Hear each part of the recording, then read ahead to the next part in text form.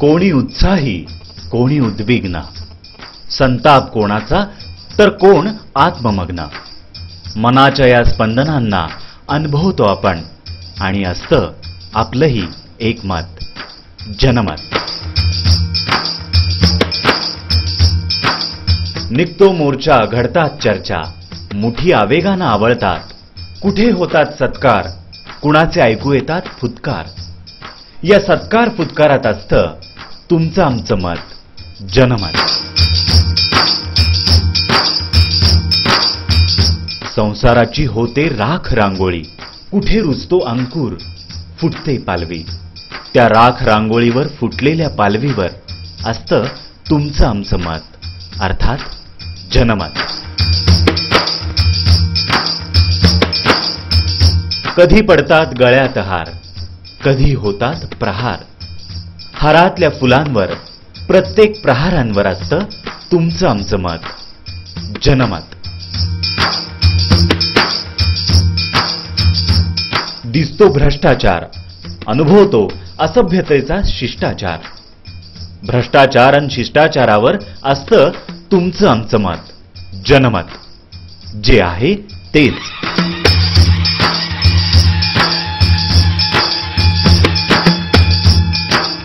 नमस्कार, सातारा मीडिया सर्व्हिसेसच्या जनमतमध्ये आपण सर्वांचं मनापासून स्वागत. एकूणच ज्ञानवाहिनी या कार्यक्रमामध्ये आपण प्रवेश करत असताना सध्याच्या अभियांत्रिकी महाविद्यालयाची परिस्थिती काय आहे आणि त्याची प्रवेश प्रक्रिया असेल किंवा एकूणच सध्या अभियांत्रिकी महाविद्यालयाची एकूणच अवस्था काय आहे. राज्यामध्ये सुमारे 360 एवढी अभियांत्रिकी महाविद्यालय, 1,60,000 विद्यार्थी यामध्ये शिक्षण घेऊ शकतात. त्याचबरोबर डिप्लोमाचे जे विद्यार्थी आहेत ते 1,80,000 विद्यार्थी यामध्ये प्रवेश घेऊ शकतात. मात्र असं असताना सध्या आपण बघतोय की अभियांत्रिकी महाविद्यालयामध्ये मोठ्या प्रमाणात जागा शिल्लक राहत आहेत. त्या का राहत आहेत शिल्लक, किंवा एकूणच शिक्षण शुल्क समिती जी आहे त्याचं एकूण ह्याच्या संदर्भातलं मॉनिटरिंग कसं असतं, एकूण या महाविद्यालयाची परिस्थिती काय आहे. खरं तर वसंतदादा पाटील यांनी विना अनुदानित महाविद्यालयांना परवानगी दिली तेव्हापासून याचं एक त्यांच्या मनामध्ये जो होता हेतू की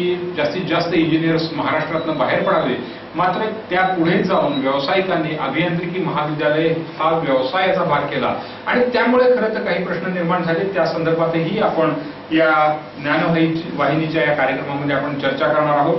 आपण जसं म्हणलं की एकूणच सध्याची परिस्थिती, कारण 10वी-12वीच्या परीक्षा संपल्या की समाजामध्ये इंजिनियर आणि डॉक्टर यांच्याबद्दलचं जे काही क्रेज आहे किंवा त्यांच्याबद्दलचे जे आकर्षण आहे, वलय आहे, त्या वलयामध्ये आपलाही समावेश व्हावा अशी इच्छा, अशी आकांक्षा पालकांची, विद्यार्थ्यांची असणं साहजिक आहे. मात्र हे सगळं होत असताना त्या संदर्भात दिलं जाणारं शिक्षण आणि एकूणच त्याची क्षमता, विद्यार्थ्यांची क्षमता, महाविद्यालयांची क्षमता, एकूण या संदर्भात होणारं जे काही सामाजिक आणि आर्थिक या सगळ्या गोष्टी आहेत या संदर्भामध्ये आपण चर्चा करणार आहोत. आपण चर्चेसाठी गेली 25 वर्षांहून अधिक वर्ष प्राध्यापक महाविद्यालयामध्ये, अभियांत्रिकी महाविद्यालयामध्ये प्राध्यापक म्हणून त्यांनी काम केलं आणि वालचंद कॉलेज सारख्या एका नामवंत महाविद्यालयामध्ये ज्यांनी मेरिटवर प्रवेश मिळवला होता. कारण त्यांच्या काळामध्ये जेवढी महाराष्ट्रामध्ये विद्यालय होती त्याच्यामध्ये शासकीय होती आणि मेरिटशिवाय प्रवेश मिळत नव्हता.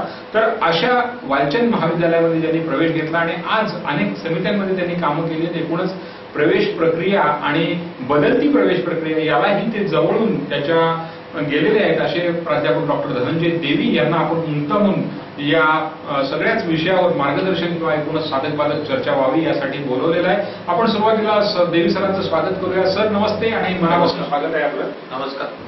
एकूणच आपण बघतोय की अभियांत्रिकी महाविद्यालय आणि त्या संदर्भामध्ये जे काही गेल्या 2-3 वर्षांमध्ये तर जवळपास 46-47%, 50% सुरुवातीच्या पहिल्या 1-2 राऊंडमध्ये जागा शिल्लक असणं किंवा एकूणच 35-40%लाही आमच्याकडे प्रवेश सुरू आहे अशा जाहिराती आम्हाला अभियांत्रिकी महाविद्यालयाच्या पाहायला मिळत आहे. खरं तर अभियांत्रिकी महाविद्यालय हा खूप, किंवा डॉक्टर वैद्यकीय महाविद्यालय हा खूप टफ जॉब आहे आणि खूप कसोटी लागल्याशिवाय, गुणवत्ता खूप असल्याशिवाय तिथे प्रवेश मिळणार नाही अशी एकूण सर्वसामान्यपणे समाजाची धारणा होती. मात्र सध्या मागणी आणि पुरवठा याचं काहीतरी एक व्यस्त प्रमाण झालेलं दिसतंय आणि महाविद्यालय ही विद्यार्थ्यांच्या एका अर्थाने मागे लागली की आमच्याकडे जागा आहेत, खूप ट्रेंड आहेत आणि त्यामध्ये प्रवेश घ्यावा. काय पहिल्यांदा एक तुम्ही शॉर्टमध्ये, थोडक्यामध्ये काय प्रतिक्रिया एकूण ह्या परिस्थितीची संदर्भामध्ये द्याल? एकंदर आपण जर घटनेचा विचार केला तर आपण मूलभूत शिक्षण हा जसा घटना हक्क समजला तसं एकत्र सर्व शिक्षण व्यवस्थेचा आम्ही मार्केट प्रोसेस सोडल्यामुळे बोजवारा उडालेला आहे आणि आम्हाला लक्षात येणं झाले की आम्हाला मागणी किती आहे, पुरवठा किती आहे आणि आम्ही खाजगीकरण, उदारीकरण आणि जागतिकीकरण यांच्या प्रवाहामध्ये जे काही वेगळ्या वेगळ्या निर्णय घेतले त्या निर्णयाची आजची ही लागलेली फळं आहे. आता या एका झाडाला वेगवेगळी फळं लागू शकतात का असा प्रश्न आहे. तर ही झाडं वेगवेगळी आहेत आणि त्याला लागलेली फळं पण वेगवेगळी आहेत.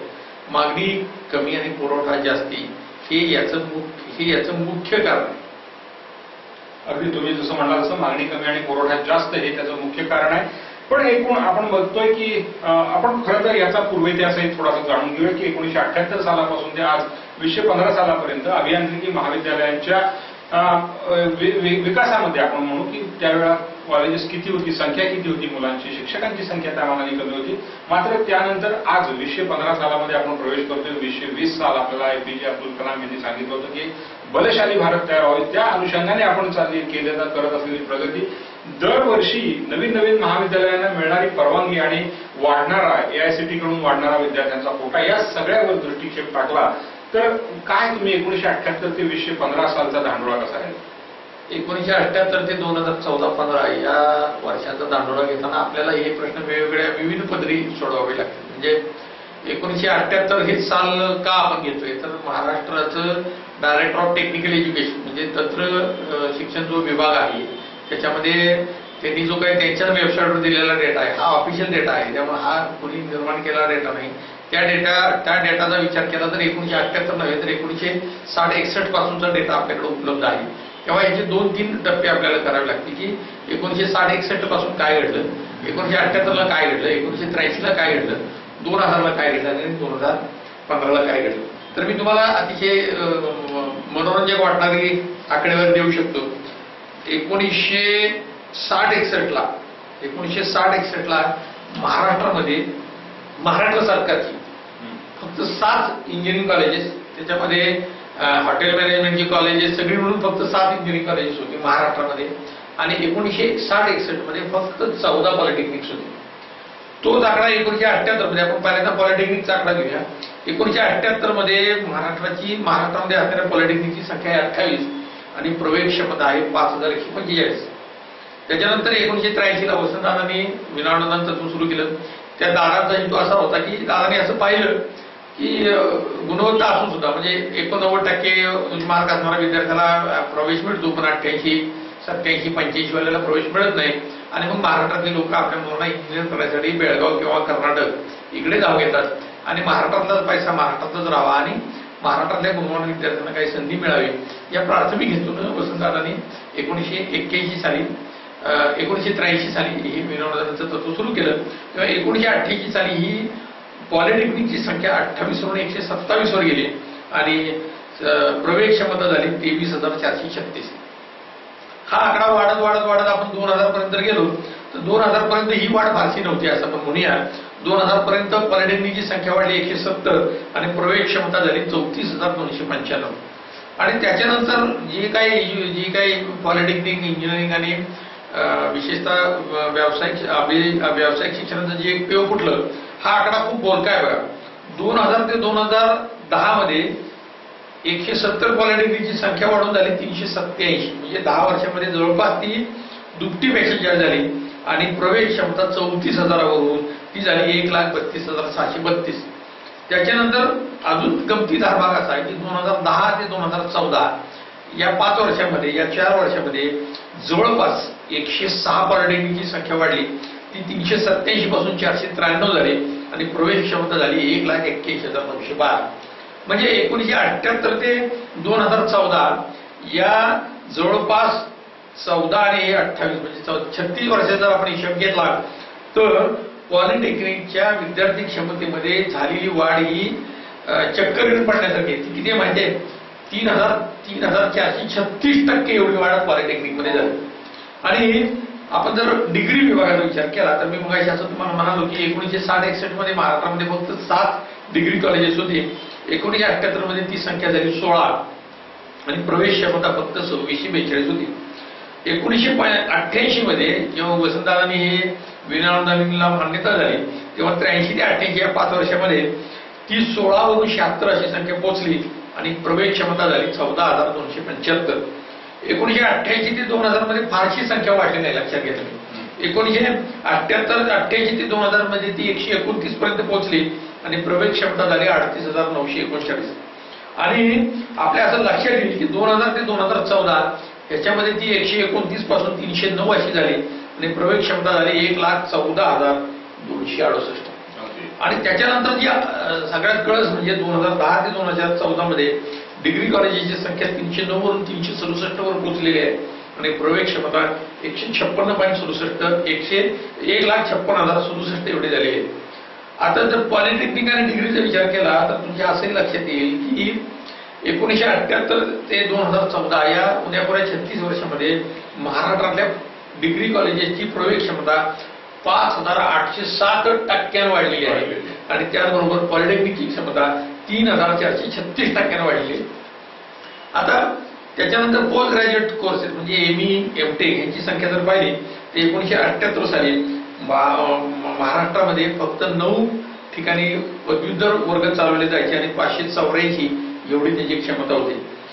मी आता त्याच्या वर्षावर जात नाही, परंतु जसं जसं अखिल भारतीय तंत्र शिक्षण परिषद आणि युनिव्हर्सिटी ग्रँट्स कमिशन यांनी पदव्युत्तर अभ्यासक्रम हा प्राध्यापकांना अतिशय कंपल्सरी केला तेव्हा पदव्युत्तर महाविद्यालयांची संख्या वाढणं अपरिहार्य होतं, परंतु ती सुद्धा त्याच प्रमाणात वाढली. लक्षात घ्या 1978 ला 9 ठिकाणी चालत होती, आज ती 230 ठिकाणी पदव्युत्तर महाविद्यालये चालतात आणि प्रवेश क्षमता जी 584 होती ती आता 19,446 झालेली आहे आणि त्याचं सुद्धा प्रमाण 3,230% वाढलेलं आहे.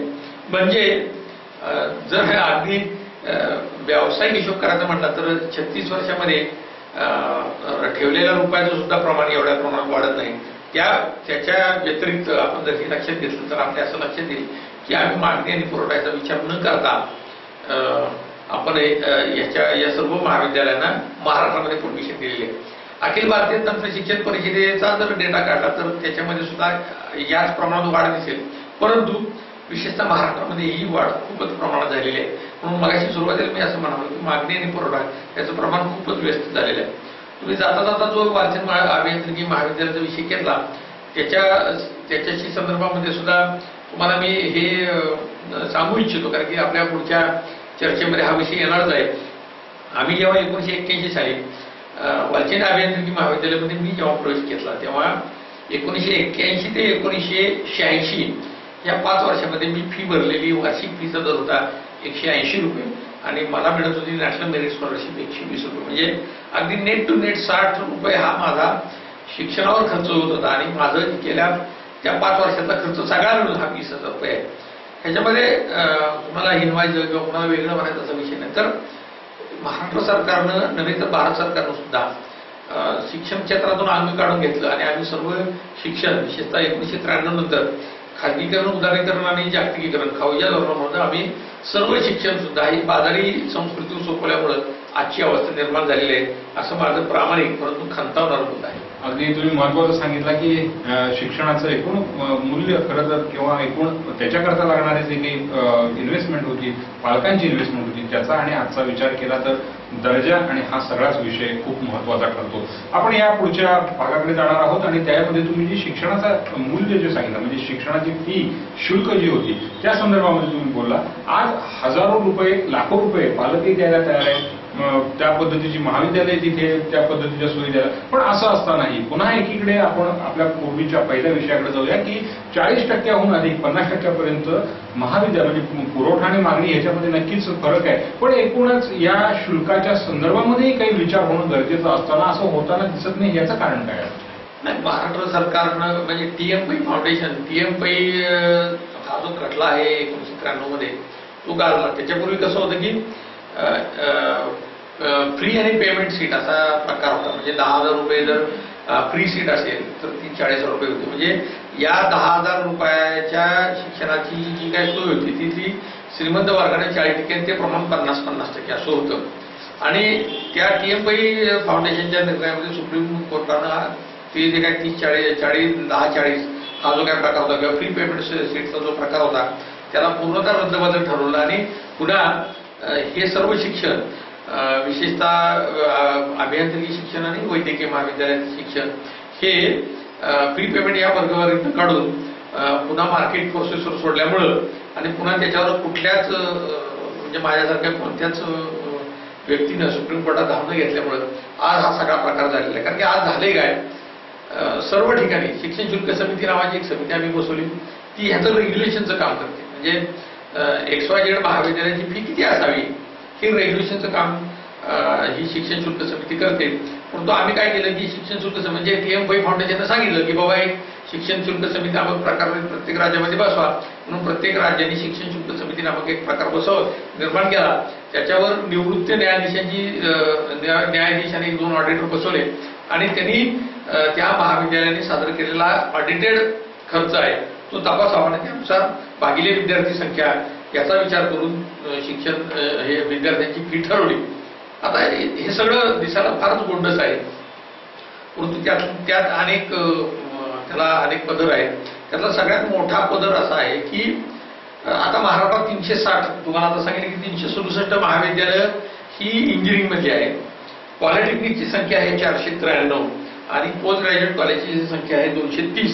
म्हणजे जवळपास 1100 महाविद्यालयांच्या शिक्षण शुल्काची जबाबदारी, शिक्षण शुल्क तपासणीची जबाबदारी एक शिक्षण शुल्क समिती नामक समिती, ज्याचे अध्यक्ष माननीय निवृत्त न्यायाधीश पाटणकर आहेत आणि 2 ऑडिटर आणि असलेली एकंदर जे काही इन्फ्रास्ट्रक्चर 10-20 लोकांचं हे सगळं बघते. मला एक सांगा, हे पॉसिबल आहे का? कारण की एक महाविद्यालय वर्षभर जे काही खर्च करतं ते केलेला खर्च प्रमाण नो डाऊट त्याला ऍफिडेव्हिट द्यावं लागतं, त्याच्यावर सगळं लिहिलं जातं आणि ते सगळं खर्च ती शिक्षण शुल्क समिती तपासणार, दिलेल्या कागदपत्रांची सत्यता मान्य करणार आणि त्यानुसार तुमची फी ठरवणार. यातली जी काही अनेक अंग आहेत त्याच्यामध्ये खरं तर याच्यामध्ये सर्वच लोकांनी ही सगळी बाब नजरेआड केलेली आहे की इकॉनॉमिकली बॅकवर्ड क्लास म्हणजे आर्थिक मागास, जातीन्याय मागास आणि इतर प्रवर्ग मागास या सगळ्यांना आम्ही वेगवेगळ्या प्रवर्गामधून फी माफी देतो. आणि आता ही या सगळ्याच बाबी समाजापुढे आलेल्या असल्यामुळं माझं जर स्वतःचं वैयक्तिक मत असं आहे की जवळपास 60 ते 70% विद्यार्थी महाराष्ट्र शासनाच्या या सर्व फी सवलतीचा लाभ घेतात. म्हणजे प्रामाणिक जे 20 ते 30% लोक असतील ज्यांना कुठल्याही प्रकारचा खोटा दाखला, जातीचा दाखला, खोटा किंवा खोटा असं म्हणण्यापेक्षा खोटं जर काही लोकांना थोडं दुखवण्यासारखं होईल, परंतु कोणताही दाखला ज्यांना मिळत नाही, ज्यांना प्रामाणिकपणे आपल्या मुलाला शिकवावं वाटतं किंवा ज्यांचं उत्पन्नच पुढे चढवता येत नाही त्यांना या कोणत्याही सवलतीचा लाभ घेता येत नाही आणि ती 30% जनता खरी फी भरते. राहिलेली 70% जनता महाराष्ट्र शासन ज्या पद्धतीनं त्या महाविद्यालयाला फी देते त्या फीच्या सवलतीचा लाभ घेते. आणि या सगळ्या प्रश्नाचं मूळ आता जे काय प्रश्न तयार झालेला आहे या प्रश्नाचं मूळ हे तिथंच आहे. अगदी तुम्ही फार स्पष्टपणे या सगळ्या गोष्टी सांगितल्या आणि ज्या पद्धतीने ज्यांना काही दाखले मिळवता येत नाहीत त्यांना हे. पण एक जाता हा विषय आपण घेऊया की बऱ्याच वेळा अशा जाहिराती बघितल्या जातात की मुलींना पूर्णपणे मोफत शिक्षण. खरं तर अभियांत्रिकीचं शिक्षण ज्याला आपण ड्रॉइंगचा कागद आणण्यापासून खर्च सगळीकडे लागू होतात, तर अशा ठिकाणी अशा पद्धतीने हे मोफत शिक्षण वगैरे हा जे काही विषय खरं तर आपल्याला एका अर्थाने आपल्या सर्व प्रेक्षकांना यामध्ये साक्षरही करायचंय की ठीक आहे या पद्धतीने लोकांना प्रलोभन दाखवले जातात. खरं तर एका अर्थाने विद्यार्थ्यांची पळवापळवी केली जाते. हे सगळे विषय मला वाटते समाजालाही माहिती आहे, तुम्ही त्याच्यामधून जाताय. खरोखर हे शक्य आहे का? नाही, हे पुन्हा मी खाऊच्या धोरणाला दोष देईन. This is a window shopping. Window shopping म्हणजे काय आहे की मी काही नाव घेत नाही, साताऱ्यातच नाही ते हे सगळं महाराष्ट्रावर चालू आहे. विद्यार्थ्यांना फ्री एज्युकेशन वगैरे ह्याच्यामध्ये 70% मुलांना तर ही फी मिळणारच आहे. राहिलेल्या 30% लोकांना सुरुवातीला त्यांना अशा कंडिशन घातलेल्या असतात की एवढे मार्क पडले पाहिजे, एवढा अटेंडन्स पाहिजे, पहिले वर्ष क्लिअर व्हायला पाहिजे वगैरे वगैरे. या सगळ्या अटी त्यांची मूळ कागदपत्र ताब्यात घेतली जातात. आणि ही जी राहिलेली 30% मुलं आहेत त्यातल्या बऱ्याच जणांना, कारण की अभियांत्रिकी महाविद्यालय असेल किंवा कोणतंही व्यावसायिक अभ्यासक्रम असेल त्याच्यामध्ये 100% उत्तीर्ण होण्याचं किंवा 100% उपस्थित राहण्याचं प्रमाण अतिशय नगण्य असतं. आणि मग तुम्हालाही माहिती की एकदा एखाद्या आता चरक हा शब्द वापरणं खरं गैर आहे, परंतु एकदा एखाद्या सिस्टीममध्ये गेलं की त्यातून बाहेर पडणं भावनिकदृष्ट्या आणि एकंदर सर्व व्यवस्थेच्या दृष्टीनं त्यांना अवघड होऊन बसतं आणि मग दुसऱ्या वर्षी, तिसऱ्या वर्षी, चौथ्या वर्षी अशा संस्था त्या विद्यार्थ्यांच्याकडून फी घेतात. परंतु आता तोंड दाखवून मुख्याचा मान असल्यामुळं कोणीही या गोष्टी स्पष्टपणे बोलत नाही.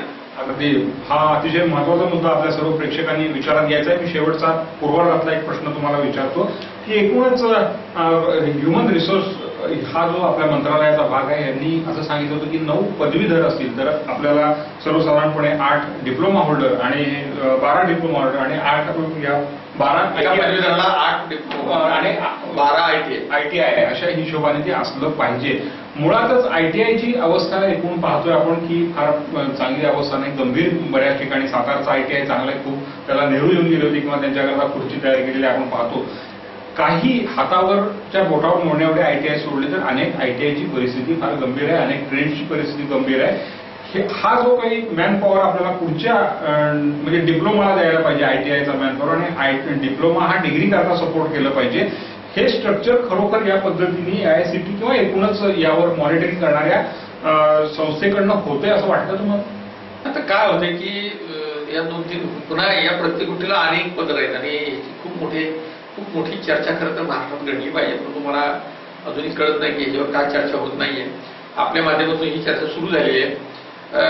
एकदा फतवा निघाला म्हणजे याच्यापूर्वीचं UPA सरकार होतं त्याच्यामध्ये कपिल सिब्बल काही काळ मनुष्यबळ विकास मंत्री होते आणि त्यांनी मला जे स्मरते त्यांनी on the floor of the house म्हणजे राज्यसभा आणि लोकसभेच्या पटलावर त्यांनी म्हटलेलं आहे की हा जो सगळा विषय आहे 1-8-12 त्यांनी on the floor of the house म्हटलेला आहे. परंतु ह्याच्यामध्ये सगळ्यात महत्त्वाचा विषय आहे की आम्ही जागतिक पातळीवरचा विचार करताना आम्ही भारतीय व्यवस्थेचा विचार केलेला नाही. म्हणजे आता ग्रीसचा जो काही विषय चालला आहे जागतिक मंदीचा, आपले रिझर्व्ह बँकेचे गव्हर्नर रघुराम राजन यांनी कदाचित लोकांना असं वाटेल की त्यांनी नको तेवढं भाकीत केलेलं आहे. परंतु ग्रीसचा विषय जरी भारताला लागून असला तरी तेजी मंदीचं चक्र हे सतत चालू असतं. आणि जेव्हा आम्ही ITI निर्माण केली तेव्हा ITIला लागणारं नुसतं इन्फ्रास्ट्रक्चर तर केलं नाहीच, नुसतं इन्फ्रास्ट्रक्चर निर्माण केलं नाहीच, परंतु आम्ही त्या ठिकाणी योग्य ते शिक्षक शिक्षकेतर कर्मचारी नेमले नाही. ती ITI वाढतील या दृष्टीनं आजूबाजूला लागणारं समाज प्रबोधनाचं काम केलं नाही आणि ते समाज प्रबोधन केल्यामुळे ते ITI चालले नाहीत. विद्यार्थ्यांनी प्रवेश घेतला नाही कारण की ITI झाल्यानंतर त्या विद्यार्थ्यांनी पुढे करायचं काय, तर त्या विद्यार्थ्यांनी पुढे काय करायचं याचा आम्ही दांडोळा घेतला नाही. आणि ITI मधून डायरेक्ट सेकंड इयरला काही सीट्स आहेत डिप्लोमाला किंवा डिप्लोमा पास उत्तीर्ण झाल्यानंतर डिग्रीला पण काही सीट्स आहेत. परंतु हा जो सगळा फ्लो मेंटेन करण्यासाठी असणारं एक डिटेल प्रोजेक्ट रिपोर्ट, आम्ही त्याला DPR असं म्हणतो, तो डिटेल प्रोजेक्ट रिपोर्ट एक तर फॅब्रिकेटेड तयार केला गेला असावा किंवा त्या डिटेल प्रोजेक्ट रिपोर्टला बाजूला चालून कुणाची तरी सोय. कारण की राजकारणामध्ये समाजकारणामध्ये नाही म्हणणार मी, राजकारणामध्ये आता एक निकष तयार केला की तुम्ही किती कारखाने तयार केले, तुम्ही किती शिक्षण संस्था निर्माण केल्या, तुम्ही किती विद्यार्थी पोहोचताय, तुमच्या पाठीमागे किती व्यायामशाळा आहे, तुमच्या पाठीमागे हे किती आहे ते किती आहे. या सगळ्या दुष्टचक्रामध्ये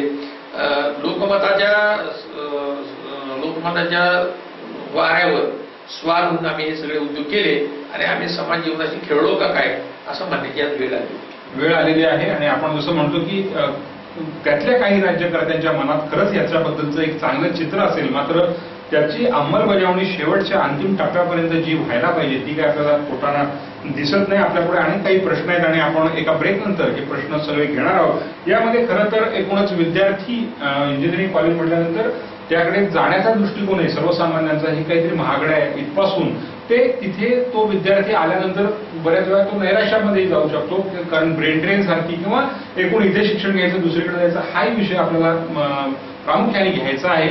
आपल्या इथलं तंत्रज्ञान, आपल्या इथलं शिक्षण घ्यायचं आणि आपल्यासाठी काही होत नाही हेही आपण किंवा तुम्हाला तर गेल्या 25 वर्षामध्ये खूप मोठ्या प्रमाणात जाणवलं असेल. तर याही सगळ्या विषयावर आपण बोलणार आहोत, मात्र एका ब्रेक नंतर. तोपर्यंत पाहत राहा सातारा मीडिया सर्व्हिसेसचं जनमत जे आहे ते.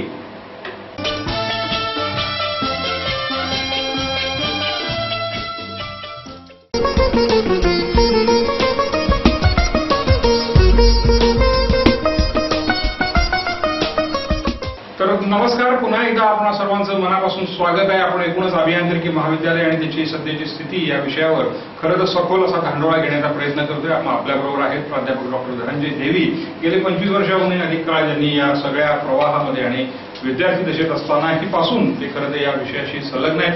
त्यांच्याशी आपण चर्चा करतोय आणि जो विषय आपण घेतला होता की एका 60-12 अशा हिशोबाने आपण तो विषय घेतलेला होता आणि त्याच्या पुढे जाऊन आपण असं करतोय की एकूण डिग्री करता 1,60,000 विद्यार्थ्यांचा इंटेक असताना आजही आपल्याला असं दिसतंय की जवळपास 80 ते 90 हजार विद्यार्थीच यामध्ये प्रवेश घेत आहेत. त्यातनं उत्तीर्ण होणारे किती हा सगळा पुढचा विषय आहे. पण एकूण हे सगळं होत असताना तुम्हाला आपण या विषयावर येतोय की एकूण हे शिक्षण आपण देतो, शिक्षण पद्धती आपल्यातली चांगली आहे, प्रणाली आपण वारंवार बदलत राहतोय.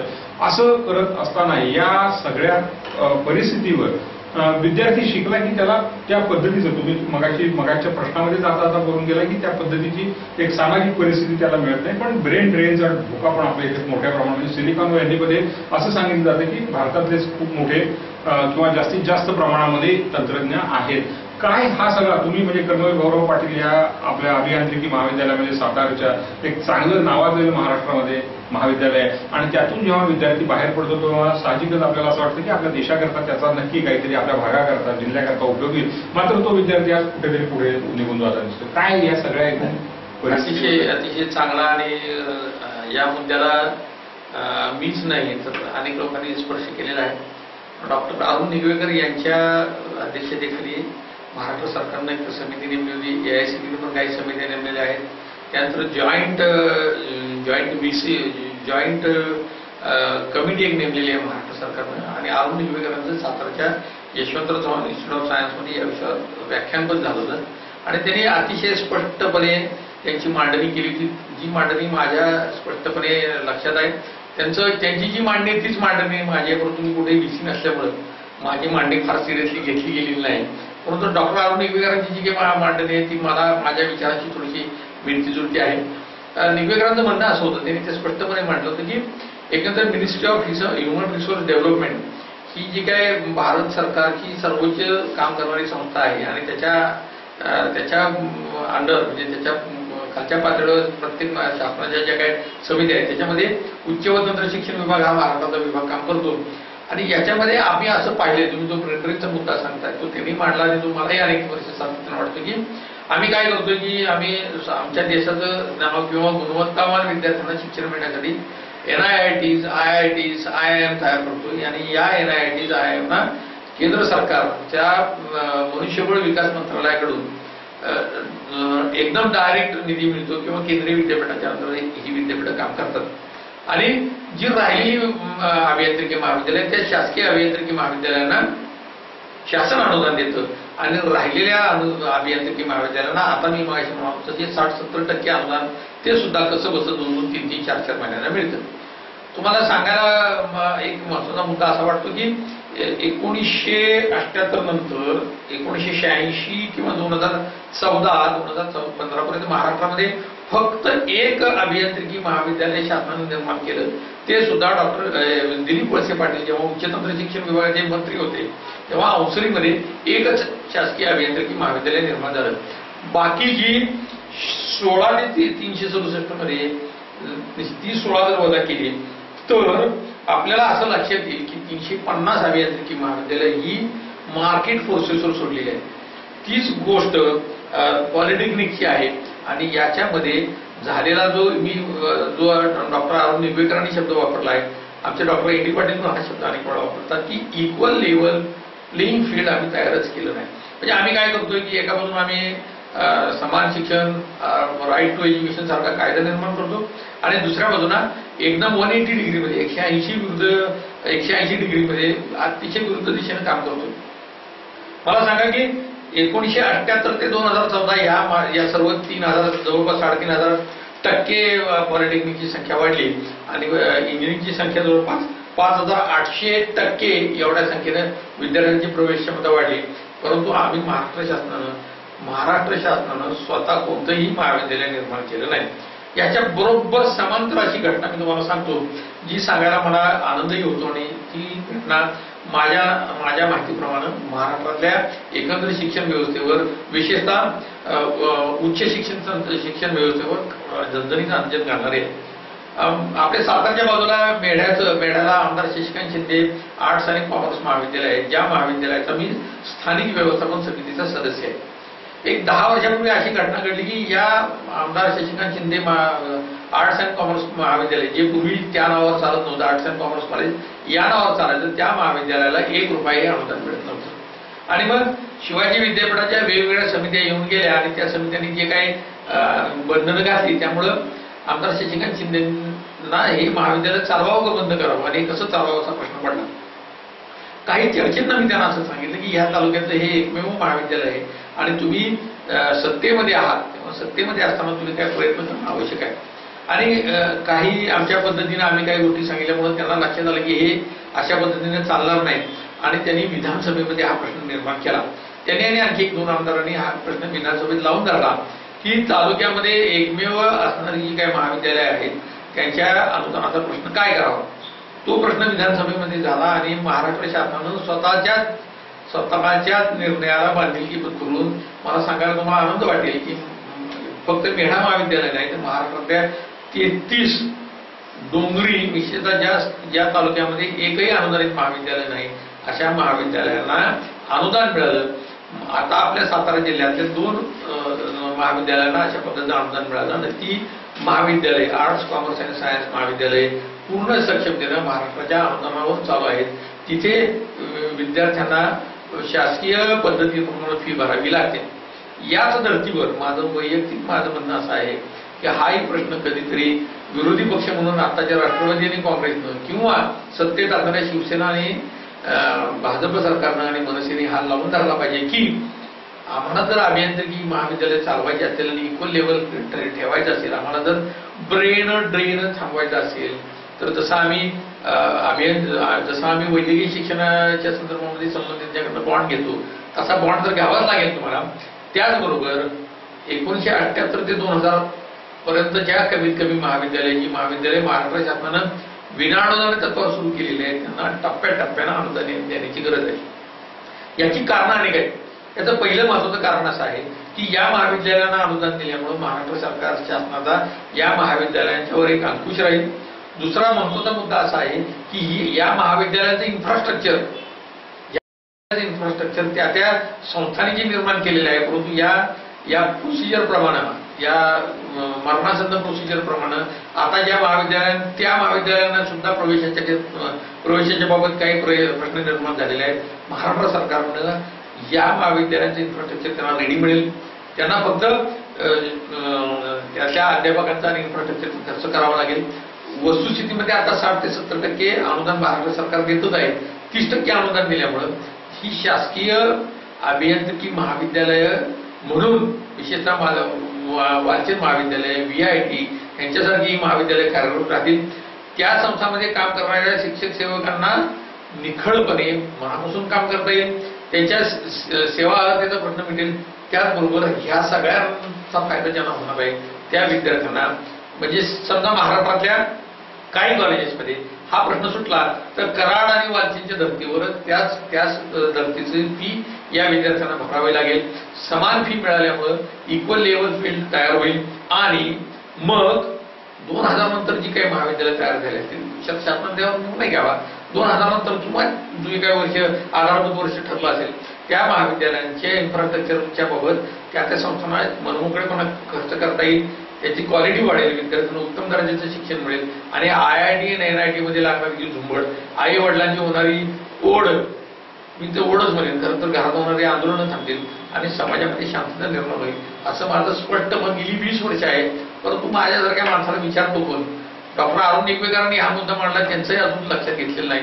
अरुण निगवेकरांचा तरी मुद्दा महाराष्ट्र सरकारनं लक्षात घ्यावा आणि इक्वल लेवल फील्ड तयार करावं. अनुदानित महाविद्यालयांची, पॉलिटेक्निकची आणि विशेषतः MBA कॉलेजेसची संख्या वाढवावी. त्याच्यामुळं आता जो काही प्रश्न तयार होईल नाही तर त्याच्या पुढचा जो धोका आहे तो तुम्हाला मी सांगतो. नक्की काय आपण खरं त्याच विषयावर येतोय आणि नक्की काय धोका आहे आणि त्याचं निराकरण कसं करायला पाहिजे हा महत्वाचा मुद्दा आहे. हा तर धोका असा आहे की 2010 नंतर, विशेषतः 2000 नंतर जी संख्या वाढलेली आहे 170 ते 493 पॉलिटेक्निकची. डिग्री कॉलेजेसची संख्या वाढली 129 पासून 367 पर्यंत. आणि त्याच कॉलेजेसमध्ये पोस्ट ग्रॅज्युएट चालतो, त्यामुळे तो विषय मी घेत नाही. तर या महाविद्यालयातली जर 50% महाविद्यालय फेज आउट झाली, शासनाकडे जर वर्ग झाली, तर आपल्या असं लक्षात येईल की एकंदर शिक्षणाचा दर्जा तयार होईल. नाही तर ज्या संस्थांनी ही महाविद्यालय तयार केली तिथे काही दिवसांनी आपल्याला साठवचे चाळी तयार झालेली दिसतील. कारण की एक क्लासरूम किंवा एक लॅब तयार करायला 70 स्क्वेअर मीटर जागा लागते. म्हणजे 700 चौरस मीटर, 70 स्क्वेअर मीटर जवळपास 800 चौरस फूट जागा लागते. प्रत्येक क्लासरूम एक फ्लॅट म्हणून विकला जाईल आणि एक वेगळेच प्रश्न तयार होतील. हा पहिला महत्त्वाचा मुद्दा. कदाचित त्याच्यामधून सुद्धा काही संस्थाचालक आपलं उखळ पांढरं करतील, परंतु त्याच्यामध्ये दुसरा मुद्दा तयार झाला की हे इन्फ्रास्ट्रक्चर तयार करण्यासाठी आम्ही या देशातलं काहीतरी इन्फ्रास्ट्रक्चर वापरलंय, जागा वापरल्या, लोकांच्याकडून पैसे घेतलेले आहेत, त्याच्यामुळे ह्याचा हिशोब राहणार नाही. आणि काही दिवसांनी इंजिनिअरिंग आणि मेडिकल हे मरणासन्न अवस्थेला नव्हे तर इंजिनिअरिंग. आता तर मगाशी माझ्यासमोर एक जोक आला होता की एका महाविद्यालयाच्या पारेकऱ्याला तिथल्या पालकांनी विचारलं की इथं आहे का, तर तो हो म्हणला, घ्या मी सुद्धा इथेच मी झालेलो आहे. म्हणजे हा विनोदाचा जर भाग सोडला तर हा गंभीर आहे, हा गंभीर विषय आहे. परंतु त्यातला विनोदाचा किंवा उपरोधाचा भाग सोडला तर महत्वाचा मुद्दा असा आहे की अशा पद्धतीनं आम्ही एकेकाळी हीच अवस्था, मी तुम्हाला सांगतो, हीच अवस्था काही दिवसानं वैद्यकीय महाविद्यालयांची होणार आहे. MBA आणि MCAची अवस्था तीच झालेली आहे. आणि ह्या अवस्थेतून हे पण नकारात्मक मला अजिबात माझी भूमिका नाही.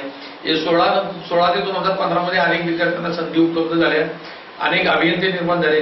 या महाराष्ट्रामध्ये एकंदर तांत्रिक शिक्षणाकडे बघण्याचा लोकांचा दृष्टिकोन बदलला. पण आताही कुठेतरी थांबवण्याची गरज आहे. हे जर आम्ही थांबवलं नाही तर आम्ही आमच्या पिढी, म्हणजे मांजरीनं आपण पिल्लं मारून खाण्याचा जसा काय विषय आहे तसा आम्ही आमच्या विद्यार्थ्याला पुढच्या पिढीचं नुकसान करण्याचा हा विषय आहे. आणि ते नुकसान आम्हाला उघड्या डोळ्यानं पाहावं लागतंय. आणि ते उघड्या डोळ्यानं पाहण्यासाठी अमेरिका, पाकिस्तान, परकी हात वगैरे कुणी येणार नाहीये. तुमचा हा प्रश्न तुम्हाला सोडवण्याची गरज आहे. अगदी कुठल्या मार्गाने, जसं तुम्ही काही गोष्टी सांगितल्या की अनुदान देणं किंवा एकूण विद्यार्थी आणि त्याचा पद्धत किंवा त्या संदर्भातलं एकूण लिटरसी तयार करणं, हा एक भाग आहे. ह्या पलीकडे जाऊन तुम्हाला शेवटी काय सांगावं वाटतं? मला शेवटी असं सांगावं वाटतं की अभियांत्रिकी शिक्षणाची दशा आणि दिशा, याच्यामध्ये दशा म्हणणं हा कदाचित उपरोधाचा भाग आहे. परंतु ही दशा आज जवळपास 50% म्हणजे हा फेज मी तुम्हाला सांगतो, हा फेज 10 वर्षापूर्वी सुद्धा आलेला होता. Y2K निर्माण होण्यासाठी ही फेज तेव्हा महाविद्यालय वाढलेली नव्हती. मला आठवतं की पॉलिटेक्निकला हा प्रॉब्लेम आला होता, इंजिनिअरिंगला हा प्रॉब्लेम आला होता, शिक्षणाची पगारवाढीची भीती घालण्यात आली होती. त्या फेजमधून आम्ही बाहेर आलो. परंतु त्यावेळी एकंदर 2000 सालची जी काही घटना आहे, 2005 सालची जी घटना आहे, तेव्हा महाराष्ट्रातल्या अभियांत्रिकी महाविद्यालय आणि की पदविका महाविद्यालयांची संख्या लक्षणीय नव्हती. आता ती लक्षणीय झालेली आहे. आणि ही लक्षणीय झालेली असल्यामुळं त्या प्रमाणात विद्यार्थी, कारण की मला सांगा की अख्ख्या सातारा महाराष्ट्रामध्ये 1,60,000 विद्यार्थी असताना JEEला बसणारे विद्यार्थी संख्या 1,00,000 आहे. म्हणजे 60,000 ते 70,000, 60,000 आधी विदाऊट JEE बसणाऱ्यांना जरी परमिशन अशी मॅनेजमेंट कोर्टातून, म्हणजे 32,000 विद्यार्थी 16 जुने 1,60,000चे 20% म्हणजे 32,000 विद्यार्थी विदाऊट JEE जरी बसणार असले तरीही ते 32,000 ती सगळ्या सीट भरल्या जाणार आहेत का? आणि मग यातून काय होतं की संस्था चालवण्यासाठी लागणाऱ्या सगळ्या कृत्या लोक करतात आणि त्या कृत्या करताना विद्यार्थ्यांची ससेवल होते, त्या संस्थाचालकाचे परवड होते. एखादा संस्थाचालक चांगला निघतो, एखादा उद्योग करतो आणि मग शासन म्हणतं की या 300-400 कोटी रुपयाचा भ्रष्टाचार झाला. म्हणजे आम्ही एका बाजूनं एकंदर सगळं शिक्षण व्यवस्था मार्केट फोर्सेसवर सोडणार, मार्केट फोर्सेसवर सोडताना आम्ही उच्च तंत्रज्ञानाच्या गोष्टी करणार, दुसऱ्या बाजूने आम्ही त्याचं गणित घालत बसणार आणि ते गणित चाललं नाही म्हणून शिक्षक इतर कर्मचाऱ्यांना त्रास देणार, विद्यार्थ्यांना त्रास देणार. आणि पुन्हा आम्ही दुसऱ्या तोंडानं या देशातलं शिक्षण बदललं पाहिजे, आम्ही स्वावलंबी शिक्षण केलं पाहिजे, आम्ही चांगलं वावरलं पाहिजे असं आम्ही म्हणणार. हे सगळं हे सगळं दुष्टचक्र आहे. या दुष्टचक्रातून आम्ही आमच्या पिढीचं नुकसान करतोय, आम्ही देशाचं नुकसान करतोय, राष्ट्राचं नुकसान करतोय आणि आम्ही आमची स्वतःची फसवणूक करतोय, आत्मवंचना करतोय. आणि मग मी फसवत नाही तर तुझे, म्हणजे आम्ही ब्लेम गेम करतोय. ब्लेम गेम म्हणजे स्वतःचा दोष न मान्य करता दुसरीकडे आम्ही दगड मारत बसतोय हे काय फारसं चांगलं नाही, ही भूषणावळ नाही. या निमित्तानं मला असंही सांगावं वाटतं की आता मध्यमवर्गीय म्हणजे 1948 हा विषय आपण आधी पुढे घेतलाय. 1948 2002 मध्यमवर्गाचा जो साईज वाढलाय तो या मध्यमवर्गानेच रस्त्यावर येण्याची गरज आहे. कारण की राहिलेला जो अतिश्रीमंत वर्ग आहे तो पुढे येणार नाही. त्यांना कुठेही आयामध्ये किंवा इतर ठिकाणी ते पैसे देऊन पाठवू शकतात. जो राहिलेला अति गरीब किंवा कनिष्ठ मध्यम वर्ग आहे त्याला त्याचे प्रश्न कमी पडलेले आहेत. तेव्हा 4थ्या 5व्या 6व्या वेतन आयोगाच्या माध्यमातून ज्यांना आणि आता 7व्या वेतन आयोगाच्या माध्यमातून ज्यांना आपल्याला खूप बरे पैसे मिळतात असं वाटतं त्यांनी आता पुढे येण्याची गरज आहे. त्याचबरोबर काही पोपटपंची करणारी आणि सर्व फायदे घेऊन समाजाला शांतपणे शिकवणारी जी काही मंडळी आहे त्यांनी स्वतःचं आत्मपरीक्षण करण्याची गरज आहे. एखादाच हेरंब कुलकर्णी 5व्या योजना एखादाच हेरंब कुलकर्णी मी नाव घेऊ शकतो. एखादाच हेरंब कुलकर्णी 5व्या योजना 5व्या योजनेप्रमाणे पगार घेतो किंवा बाकी फायदे नाकारतो. बाकी सगळे घेतात परंतु बाकीच्या काही गोष्टी शिकवतात त्यांनी सुद्धा आत्मपरीक्षण करण्याची गरज आहे. आम्ही आमच्या मुलाला काय शिकवतो, कशा पद्धतीने शिकवतो आणि आम्ही काय सांगतो, समाजामध्ये काय आदर्श ठेवतो, या सगळ्या पोलादी चौकटीतून बाहेर येऊन अभियांत्रिकी महाविद्यालय, पदविका महाविद्यालय, पदविका विद्यालय आणि विशेषतः वैद्यकीय महाविद्यालय. कारण की आम्ही वैद्यकीय महाविद्यालयाचा सुद्धा एकदा कधीतरी आपला हा विषय घ्यावा लागेल. साताऱ्यात होणाऱ्या वैद्यकीय महाविद्यालयाची जी काही परवड झाली त्याच्यावरही विषय घ्यावा लागेल. कारण की त्याची दुसरी बाजू माझ्याकडं रोजच असल्यामुळे त्याची दुसरी बाजू मला चांगली माहिती आहे. तेव्हा या विषयावर कधीतरी व्हायला पाहिजे आणि हा विषय आपण याच माध्यमातून मी सांगतो की या विषयावर लोकांनी स्वतःची मतं कळवावीत. आपण सातारा मीडिया सर्व्हिसेसच्या माध्यमातून हा विषय मांडणारच आहोत. परंतु सातारा मीडिया सर्व्हिसेस आता सातारा मीडिया सर्व्हिसेस सातारापुरतं न राहता ते जागतिक गेलेलं आहे. आपण सातारा मीडिया सर्व्हिसेसच्या माध्यमातून घेतलेले माझ्या सर्व मुलाखती आपण इंटरनेटवर युट्यूबवर टाकलेल्या आहेत. तेव्हा ज्यांना या विषयावर आपली मतं द्यायची आहेत त्यांनी त्या पद्धतीने आपली मतं द्यावीत. आणि हा विषय आता कुठेतरी धसाला लागण्याची गरज आहे. हा जर विषय धसाला लागला नाही तर 10-20 वर्षानं जसे BA BCom आणि BSc बाबत हेटाळणीची भूमिका एकेकाळी होती आता ते चक्र बदलले. तसं इंजिनियरची होईल आणि या देशामध्ये या महाराष्ट्रामध्ये निराशेने पिडलेली निराशेच्या गर्तेत सापडलेली इंजिनियर्स आणि पदविकाधारक पाहायला मिळतील. ही समाजाच्या आरोग्याच्या दृष्टीने धोकादायक आहे. ही धोक्याची घंटा वारंवार वाजवणं म्हणजे खूप चांगली बाब आहे असं नाही. असंच मला या निमित्तानं सांगावं वाटतं. अगदी खूप महत्वाचं तुम्ही हे सांगितलेलं आहे आणि एकूण निराशा येऊ नये याकरताच आपण हा प्रयत्न करतोय. हा प्रयत्न तुम्ही म्हणता तसं युट्यूबवर सुद्धा पाहू शकता. आमचे सगळे जे काही आम्ही चर्चा केलेली आहे त्या चर्चेमध्ये त्या अर्थाने त्या माध्यमातूनही तुम्ही सहभागी होऊ शकता. मात्र हे करत असताना एक सकारात्मक विधायक रचनात्मक असा दृष्टिकोन आपण ठेवून या सगळ्या एकूण परिस्थितीला विरोध जिथे आवश्यकता आहे तिथे पाठिंबा सपोर्ट केला पाहिजे आणि तरच ही शिक्षण पद्धती सर म्हणले तसं बदल केवळ पोपटपंची करून चालणार नाहीये. तेव्हा सरांनी एक पाऊल उचललेलं आहे. आपणही त्याच्याबरोबर जाणं हे अत्यंत गरजेचं आहे. सर म्हणले तसं आपण वैद्यकीय महाविद्यालय आणि त्या अनुषंगाने येणारे प्रश्न या संदर्भातही काही दिवसांमध्ये बसूया आणि तोही विषय आपण नक्कीच आपल्या सर्व प्रेक्षकांच्या दृष्टीने महत्वाचा आहे. त्यामध्येही अनेक मंडळी वैद्यकीय महाविद्यालयात जाऊ इच्छित आहेत त्यांच्यासाठी तो महत्वाचा आहे. त्याबाबतही आपण नक्कीच बोलूया. मात्र सातारा हा एज्युकेशन हब करण्याच्या दृष्टीने जे काही प्रयत्न सुरू आहे त्याकरता आपण डोळसपणे या सगळ्या गोष्टींकडे बघणं अत्यंत गरजेचं आहे असं मला वाटतं. टेक्नॉलॉजिकल युनिव्हर्सिटीचा एक जाता मुद्दा या निमित्तानं सांगू इच्छितो की महाराष्ट्र सरकारनं कर्नाटक आंध्रच्या धर्तीवर लोणेरेच्या बाबासाहेब आंबेडकर टेक्निकल विद्यापीठाची घोषणा केलेली आहे. कदाचित 2016 पासून महाराष्ट्रातील सर्व अभियांत्रिकी महाविद्यालय बाबासाहेब आंबेडकर टेक्निकल युनिव्हर्सिटीशी जोडली जातील आणि महाराष्ट्रामध्ये एकच अभ्यासक्रम शिकवला जाईल. हा त्यातला जरी चांगला भाग असला तरी दुसरा भाग या निमित्तानं मी लोकांच्या समोर आणू इच्छितो की या विषयावर आपली स्वतःची मतं म्हणजे आम्हाला शिवाजी विद्यापीठाचं राहायचंय, पुणे विद्यापीठाचं राहायचंय, मुंबई विद्यापीठाचं राहायचंय हा विषय आता मागे पडेल. परंतु दुसरा यातला भाग असा राहील की या सर्व अभियांत्रिकी महाविद्यालयाच्या लोकांना लोणेरेला जाणं तितकंच शक्य होणार नाही. जेव्हा महाराष्ट्र सरकारनं आता जे काय घोषणा केलेल्या आहेत त्यामध्ये मुंबई, औरंगाबाद, नागपूर आणि पुणे विद्यापीठाला त्याची उपकेंद्र निर्माण करायचा महाराष्ट्र शासनाचा विचार आहे.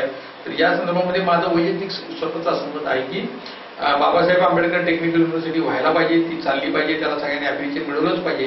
परंतु ह्या 4 ठिकाणी सब सेंटर निर्माण करण्यापेक्षा महाराष्ट्र शासनानं महाराष्ट्रातल्या सर्व विद्यापीठांना सब सेंटर द्यावं. कारण की सर्व विद्यापीठांच्याकडे बऱ्यापैकी मोठी जागा आहे ती सब सेंटर्स तिथे होऊ शकतात आणि त्याचबरोबर ही सब सेंटर झाल्यामुळं येणारा प्रवासाचा खर्च, येणारा प्रवासाचा वेळ आणि बाकीच्या गोष्टींच्या अडचणी कमी होतील आणि त्याचबरोबर हीच कारण की मला चांगलं माहिती आहे की या अभियांत्रिकी महाविद्यालयांच्या मिळणाऱ्या फीवरच आत्ताच्या महाराष्ट्रातल्या विद्यापीठांनी स्वतःच्या अनेक बिल्डिंगा निर्माण केलेल्या आहेत. अनेक विद्यापीठांमध्ये स्वतःचं डिपार्टमेंट ऑफ टेक्नॉलॉजी सुरू केलेलं आहे. त्याला अखिल भारतीय तंत्र शिक्षण परिषदेची मान्यता सुद्धा मिळालेली आहे. तेव्हा या सगळ्या प्रश्नाचं जंजाळ कुठंतरी मिटवण्यासाठी सर्व लोकांनी आपली मतं द्यावी.